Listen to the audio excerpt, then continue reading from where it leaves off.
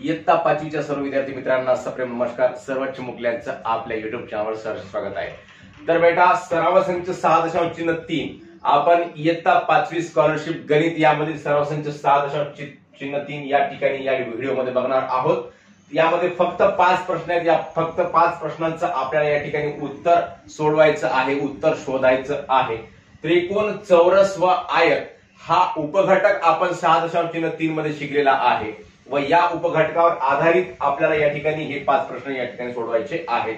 तर बेटा पहिला प्रश्न आहे, इथं 1 2 3 4 चौकोन आणि नंतर एक 5वा त्रिकोण हे एकमेकांना जोडलेले आहेत. मग ह्या बाजूच्या आकृतीला किती शिरोबिंदू आहेत? शिरोबिंदू म्हणजे काय? जेव्हा दोन रेषाखंड किंवा रेषा एकत्र एका ठिकाणी छेदतात, एका ठिकाणी येतात, त्या बिंदूला दोन रेषांच्या सामायिक बिंदूला म्हणायचं शिरोबिंदू. हा भाग आपण शिकलेला आहे. तर या आकृतीमध्ये किती शिरोबिंदू आहेत आपल्याला मोजायचं आहे. हे 1 शिरोबिंदू, 2 शिरोबिंदू, 3 4 5 6 7 8 9 10 11 12 13 14 आणि 15 शिरोबिंदू आहेत. अतिशय सोपा प्रश्न आहे, प्रत्येकाला सोडवता येतो, प्रत्येकाला समजतो. मग ह्या आकृतीमध्ये किती शिरोबिंदू आहेत? 15 शिरोबिंदू आहेत. 15 ला राईट करायचं. 5 बाजू असणाऱ्या बंदिस्त आकृतीला किती शिरोबिंदू असतील? आपण बघितलेलं आहे 3 बाजू असणाऱ्या बंदिस्त आकृती म्हणजे त्रिकोण. त्रिकोणाला किती शिरोबिंदू असतात बेटा? 3 शिरोबिंदू असतात. 4 बाजू असणारी बंदिस्त आकृती म्हणजे कोणती? चौकोन. चौकोनाला किती शिरोबिंदू असतात? 4 शिरोबिंदू असतात. तसंच 5 बाजू असणारी बंदिस्त आकृती म्हणजे बघा, हे 5 बाजू, ही 1 बाजू झाली, ही 2 बाजू झाली, ही 3 बाजू झाली आणि ही 4 बाजू झाली आणि ही 5 बाजू झालेली आहे. तर 1 2 3 4 5 या आकृतीला किती शिरोबिंदू आहेत? 5 शिरोबिंदू आहेत. हे बघा, हे 1 शिरोबिंदू, 2 शिरोबिंदू, 3 शिरोबिंदू, 4 शिरोबिंदू आणि हा 5वा शिरोबिंदू. मग या आकृतीला 5 बाजू असणाऱ्या बंदिस्त आकृतीला किती शिरोबिंदू असतात? 5 शिरोबिंदू असतात. जसं 3 बाजू असणाऱ्या बंदिस्त आकृतीला 3 शिरोबिंदू, 4 बाजू असणाऱ्या बंदिस्त आकृतीला 4 शिरोबिंदू, 5 बाजू असणाऱ्या बंदिस्त आकृतीला 5 शिरोबिंदू, 6 बाजू असणाऱ्या बंदिस्त आकृतीला 6 शिरोबिंदू, षटकोन. तसं जेवढ्या बाजू तेवढे शिरोबिंदू हे आपण लक्षामध्ये ठेवायचं. म्हणून या 5 बाजू असणाऱ्या बंदिस्त आकृतीला 5 हे उत्तर बरोबर आहे. 5 शिरोबिंदू असतील. तर हे या ठिकाणी स्वस्तिक काढलेलं आहे.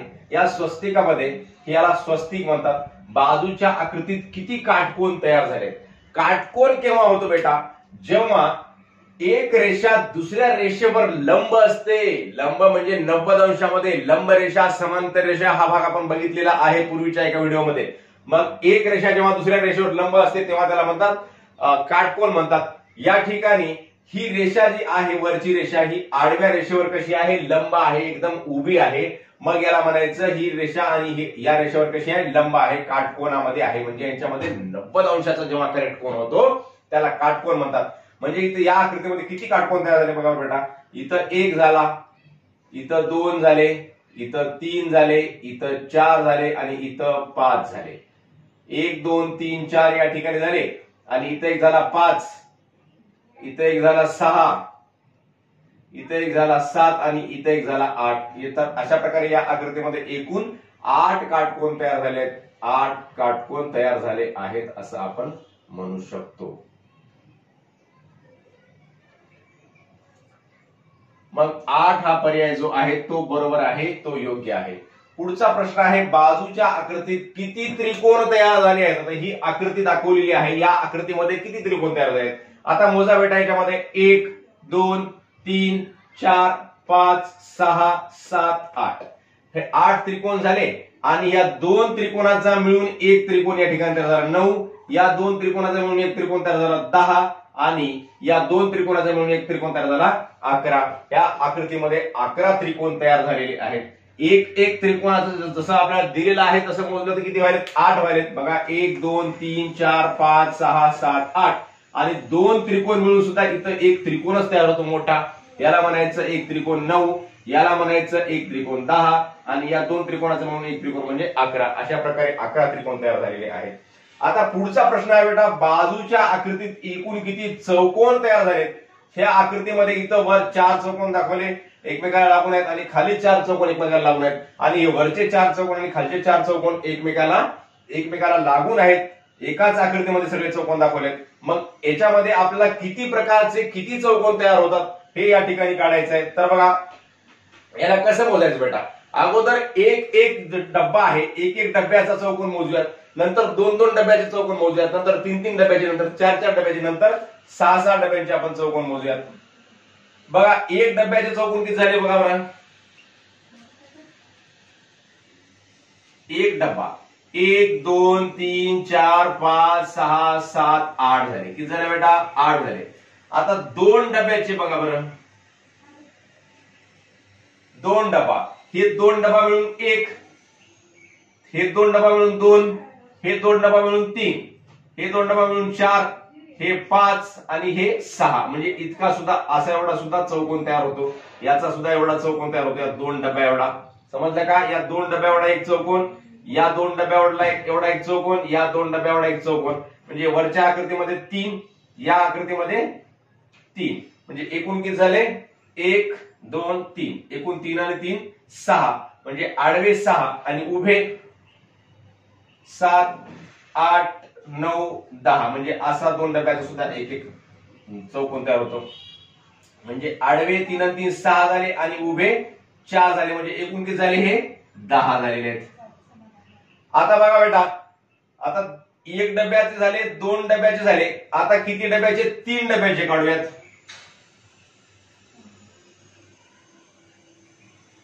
तीन डब्याचे 1 2 3 डब्याचे म्हणून एक चौकोन तयार झाला, आणि या तीन डब्याचे म्हणून एक चौकोन तयार झाला, दोन झाले. या तिघाचा एक 3 आणि या तिघाचा एक, किती एकूण किती झाले, मग 4 झाले आहेत. उभे होतील का तीन डब्याचे, होणार नाहीत.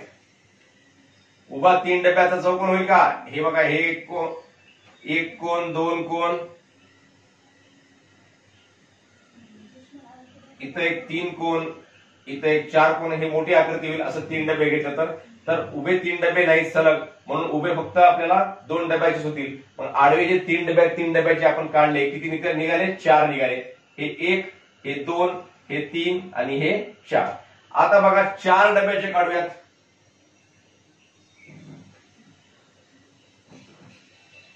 चार डब्याचे म्हणजे कसं, हे बघा, हे 4 डबे, हे इथून या एकूण 4 डब्याचा एक, या 4 डब्याचा एक 2 आणि या 4 डब्याचा एक. अशा प्रकारे किती झाले, 4 डब्याचे 3 झाले, आणि या 4 डब्याचा एक 4 आणि या 4 डब्याचा एक. म्हणजे एकूण किती झाले, 5 झालेले आहेत. एक डबा, दोन डबा, तीन डबा, 4 डबा. 4 डब्याचे हे एक, एक 2, हे 3, हे 4 आणि हे 5. आता 4 डब्याच्या नंतर 5 डब्याचा होणार नाही, तर 6 डब्याचा होईल.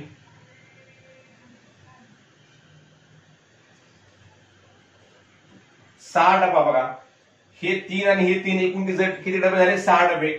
याचा एक होते आणि ह्या 6 डब्याचा एक होते. म्हणजे एकूण किती झाले, 2 झाले. 8 आणि 10 18 आणि 4 22 आणि 5 27 28 29. आणि नंतर शेवटी एक 8 डब्याचा होते बेटा मोठा चौकोन, तो होतो 1. हे एकूण म्हणजे हे 4 डबे आणि हे 4 डबे, या सर्वांचा एक चौकोन या ठिकाणी तयार झाला. या असा होतो 1. म्हणजे एकूण किती झाले बेटा, या सगळ्यांची बेरीज केली तर किती होतात बघा बरं, मोजा बरं. 8 आणि 10 18, 18 आणि 4 22, 22 आणि 5 27, 27 आणि 2 29 आणि 1 30. एकूण 30 चौकोन या आकृतीमध्ये तयार झालेले आहेत बेटा. परंतु या ठिकाणी 30 हे पर्यायच दिले नाही.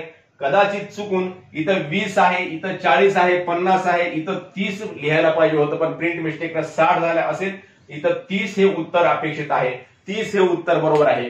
30 पेक्षा जास्त चौकोन यामध्ये तयार होऊ शकत नाही. 30 पेक्षा कमी सुद्धा तयार होत नाहीत, 30 पेक्षा जास्तही तयार होत नाहीत. आपण प्रत्येक प्रकारचं विवरण घेतलेलं आहे. एक डब्याचे किती चौकोन झाले, दोन डब्याचे किती झाले, तीन डब्याचे किती झाले, 4 डब्याचे किती झाले, 5 डब्याचे होत नाहीत, 6 डब्याचे किती झाले आणि 8 डब्याचे किती झाले. हे पूर्ण चौकोन आपण याचं मोजमाप केलेलं आहे आणि 30 हे उत्तर या ठिकाणी बरोबर आहे.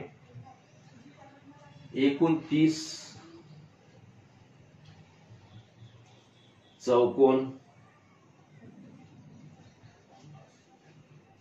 तयार झाले असं लिहून टाकू या ठिकाणी इथला कोणताही पर्याय बरोबर नाही, 30 हे उत्तर बरोबर आहे. आपलं 30 हे उत्तर अपेक्षित आहे, योग्य आहे. अशा प्रकारे आपण सराव संच 6.3 या ठिकाणी सोडवलेला आहे. आपणा सर्वांना हा व्हिडिओ आवडल्यास नक्की आपल्या मित्रांना शेअर करा व व्हिडिओवर लाईक व कमेंट सुद्धा अवश्य करा. धन्यवाद. जय गुरु.